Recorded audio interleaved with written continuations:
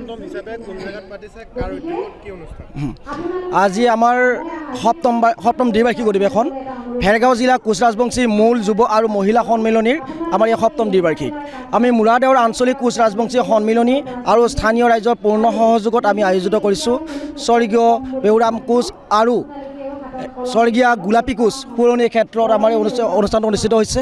আমি নথৈ আনন্দিত হৈছোঁ যে আমি ভেৰগাঁও জিলা কোচ ৰাজবংশী সন্মিলনৰ এটা বৃহৎ সংগঠনৰ দ্বিবাৰ্ষিক অধিৱেশনৰ দৰে এখন অধিৱেশন আমি পাতিবলৈ যে সক্ষম হৈছোঁ আমি নথৈ আনন্দিত আমি বহুত হেঁপাহত আমাৰ এই অধিৱেশন শুনি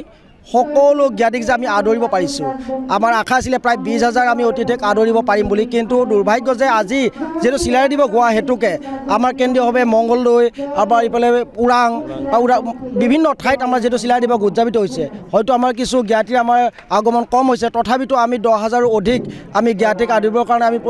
মানে সক্ষম হৈছোঁ সেয়েহে আমি খুবেই আনন্দিত আজি আৰু আমাৰ আমন্ত্ৰিত অতিথিসকলো ইতিমধ্যে আমাৰ নিৰ্দিষ্ট আসনত তেখেতৰ সকলে অলংকৃত হৈছে গতিকে আমি খুবেই আনন্দিত আৰু আমি সকলোকে এটাই বাৰ্তা দিব বিচাৰোঁ যে আজি এই অধিৱেশনৰ জৰিয়তে এই অধিৱেশনৰ যিহেতু সন্মিলন মানে আমি ক'ব বিচাৰিছোঁ সকলো জাতি জনগোষ্ঠী ধৰ্ম নিৰপেক্ষ হিচাপে আমি সকলোৱে কি কৈছোঁ একতাৰ দৰে যে বান্ধ খাই আছোঁ সেইটো বাৰ্তা আমি এই সন্মিলনৰ জৰিয়তে দিব বিচাৰিছোঁ আৰু আশা ৰাখিছোঁ আমাৰ এই বাৰ্তা সকলো শ্ৰেণীৰ লোকলৈ যাব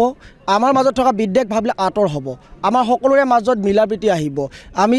মানুহ হিচাপে থিয় দিব লাগিব মানুহ হিচাপে আমি সকলোৰে লগত সহায় সহযোগিতা আমি কি কৰিব বাস কৰিব লাগিব সেই বাৰ্তাটো আমি সন্মিলনী অধিৱেশনৰ জৰিয়তে আমি দিব বিচাৰিছোঁ হয় আজি দ্বিতীয় দিন হয় আজি যিহেতু বিশ্ব মহাবীৰ চিলাৰায় আমাৰ কি আছিলে আজি জন্ম জয়ন্তী সেয়েহে তেখেতৰ আমি প্ৰতিচ্ছবিত আজি আমি কি কৰিলোঁ মাল্যাৰ্পণ কৰিলোঁ পুষ্পাঞ্জলি কৰিলোঁ দ্বিতীয়তে আমাৰ আছিলে আমাৰ সেই যিটো মাল্যাৰ্পক আছিলে আমাৰ টকানকাটাৰ নিবাসী সমাজসেৱক তৰুণ চহৰীয়া তেখেতৰ সময়মতে আহি আমাৰ অনুষ্ঠিত কৰিছে দ্বিতীয়তে আছিলে আমাৰ স্বজাতীয় সাংস্কৃতিক শোভাযাত্ৰা আৰু উদ্বোধক আছিলে আমাৰ BTCৰ মনোনীত পাৰিষদ হেমপ্ৰভা দেৱী তেখেতে আহি আমাৰ সুন্দৰভাৱে আমাৰ সাংস্কৃতিক শোভাযাত্ৰাটো উদ্বোধন কৰি পৰিচালনা কৰিলে তেখেতলৈ এই হিচাপত আমি ধন্যবাদ জ্ঞাপন কৰিছোঁ তাৰ লগে লগে আমাৰ মুকলি সভা ইতিমধ্যে আমাৰ অনুষ্ঠিত হৈ আছে আৰু মুকলি সভাৰ মাজতে আমাৰ ভেৰগাঁও জিলা কোচ ৰাজবংশী সন্মিলনীৰ যিখন মুখপত্ৰ শুক্লজ্যোতি ইতিমধ্যে শুক্লজ্যোতিও আমাৰ উন্মোচন হৈ গ'ল আৰু আমাৰ মুকলি সভাৰ বাকী পৰৱৰ্তী কাৰ্যসূচী আমাৰ চলি আছে বৰ্তমান হয় আমাৰ আমাৰ অধিৱেশনৰ মূল লক্ষ্যটো হৈছে আমাৰ কোচ ৰাজবংশীসকলৰ একতাটো বৃদ্ধি কৰা লগে লগে আমাৰ ভাষা সংস্কৃতি সাহিত্য এই সকলোবিলাক যাতে বিকাশ হয় সেইটো আমাৰ প্ৰয়াস আৰু লগে লগে আমাৰ কি হয় আমাৰ বিভিন্ন সময়ত থকা কিছুমান ৰাজনৈতিক পৰিঘটনাৰ বাবে আমাৰ জাতি জনগোষ্ঠীৰ মাজত মিলা প্ৰীতি আমাক বহু সময়ত ক্ষুণ্ণ হোৱা দেখা পাওঁ সেই মিলা প্ৰীতি যাতে পুনৰ আগৰ দৰে আহে বা অক্ষুণ্ণ থাকে আমাৰ সেইটোৱে হৈছে মূল উদ্দেশ্য হয় মূৰাদেউৰ আঞ্চলিক কোচ ৰাজবংশী সন্মিলনীৰ উদ্যোগত সপ্তম দ্বিবাৰ্ষিক ভেৰগাঁও জিলা কোচ ৰাজবংশী সন্মিলনীৰ যি দুদিনীয়া অধিৱেশন আজি মুকলি সভা হৈ গ'ল খুব সুন্দৰভাৱে এই অঞ্চলৰ ৰাইজে বিভিন্ন জাতি জনগোষ্ঠীৰ লোকে সহায় সহযোগ কৰি এই অনুষ্ঠানখন সাফল্যমণ্ডিত কৰাৰ কাৰণে মই আদৰণি সমিতিৰ সভাপতি হিচাপে সকলোকে মই ধন্যবাদ জনাইছোঁ ইতিহাস প্ৰসিদ্ধ